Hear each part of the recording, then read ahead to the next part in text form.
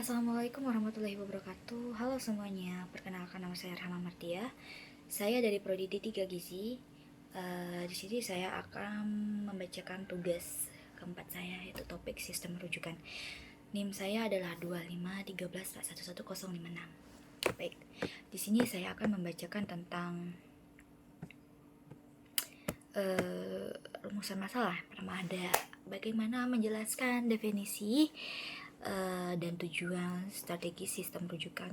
Yang kedua ada bagaimana memaparkan jenis-jenis rujukan dengan contoh, dan yang ketiga bagaimana menganalisis kontribusi ahli gizi dalam sistem rujukan.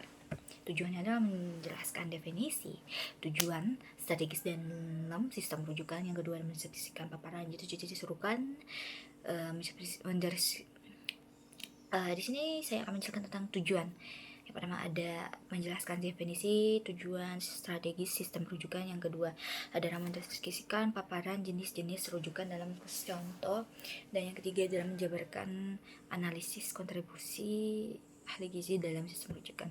Pembahasannya topik sistem rujukan. Sistem rujukan adalah elemen krusial dalam sistem kesehatan nasional yang berpengaruh terhadap efisien, mutu, dan kesetaraan dalam pelayanan kesehatan. Ada banyak faktor internal atau SDM, regulasi, sistem informasi, dan eksternal, transportasi, budaya, ekonomi yang menentukan apakah sistem tersebut bekerja dengan baik atau tidak.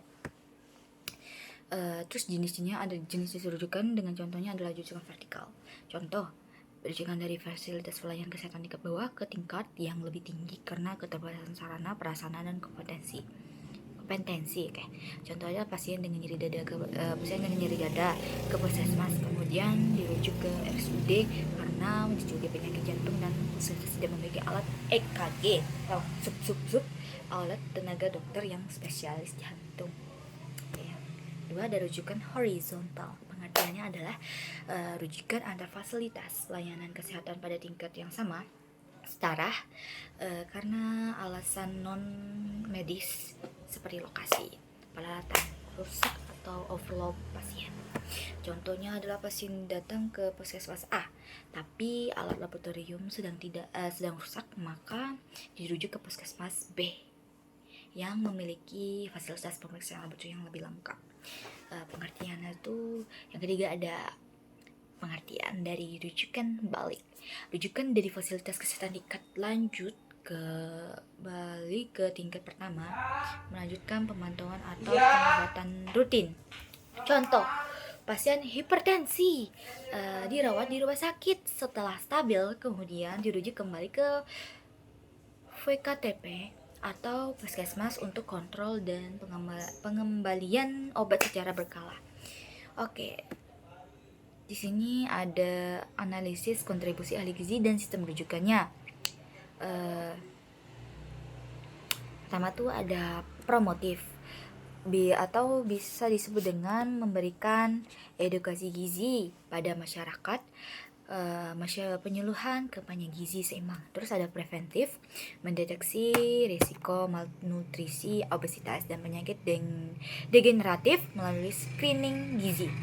Terus ada kuratif, yaitu memberikan terapi gizi medis pada pasien dengan kondisi klinis tertentu, diabetes, gagal ginjal atau tersebut. Terus di sini ada rehabilitatif, merancang intervensi gizi untuk pemulihan status gizi, misalnya pada anak gizi buruk atau pasien pasca operasi. Pertama ada praktik ahli gizi, yaitu ada di puskesmas, ada di klinik gizi, sekolah atau KS, instruksi makanan, terus lembaga pemerintah atau dinas kesehatan,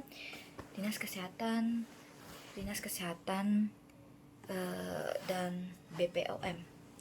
Terus ada LSM dan organisasi kemanusiaan. Sistem rujukan ahli gizi itu mekanismenya seperti alur pelayanan kesehatan berjenjang dari tingkat dasar hingga lanjutan. Ahli gizi rujukan dapat terjadi secara vertikal maupun horizontal.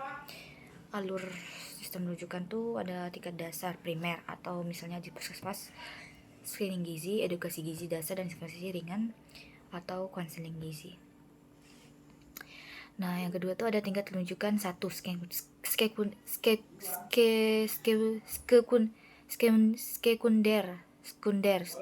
sekunder. Rumah sakit tipe C atau B, terapi gizi lanjutan, dietetik, klinis untuk pasien rawat inap. Dan ketiga, tingkat rujukan 2, tersier.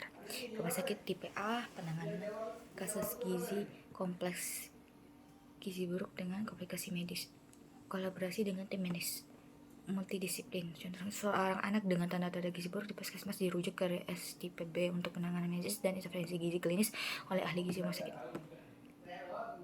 Kesimpulannya di sini adalah suatu mekanisme pelayanan kesehatan berjenjang yang menjenjang untuk menjamin pasien mendapatkan pelayanan sesuai dengan tingkat kebutuhan medis dan kompetensi fasilitas kesehatan. Terus di sini ada saran dari saya adalah penguatan koordinasi antar fasilitas kesehatan, diperlukan komunikasi yang efektif dalam struktur antara fasilitas kesehatan tingkat primer, sekunder, dan tersier. Penggunaan teknologi informasi seperti sistem informasi rujukan dan terintegrasi rute atau harus dioptimalkan. 2. Peningkatkan kompetensi tenaga kerja. Terus 3. Standarisasi prosedur dan dokumen. Baiklah, sekian dari saya. Wassalamualaikum warahmatullahi wabarakatuh.